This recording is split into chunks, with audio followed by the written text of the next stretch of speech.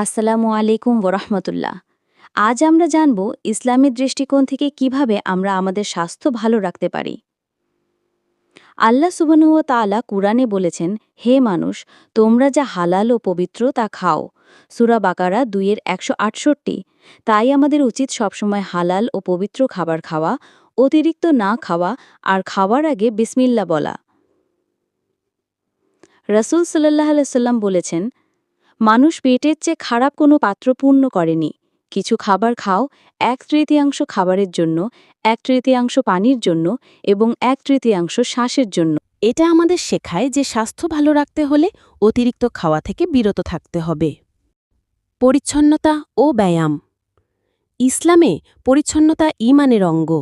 নিয়মিত অজু, গোসল এবং পরিচ্ছন্ন থাকা শুধু ইবাদতের জন্য নয়, স্বাস্থ্যের জন্য উপকারী। তাছাড়া নবী সাল্লাল্লাহু আলাইহি ওয়াসাল্লাম আমাদের দৌড়, সাঁতার ও তীরন্দাজির মতো খেলাধুলে উৎসাহ দিয়েছেন, যা শরীরকে সুস্থ রাখে।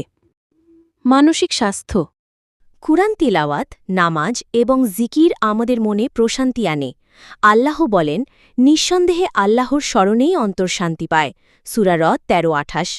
তাহলে প্রিয় ভাই ও বোনেরা, ইসলামের নির্দেশনা মেনে চললে আমরা দুনিয়া ও আখেরাত দুটোতেই উপকৃত হব ইনশাল্লাহ। ভিডিওটি ভালো লাগলে লাইক, শেয়ার আর সাবস্ক্রাইব করতে ভুলবেন না। জাযাকাল্লাহ।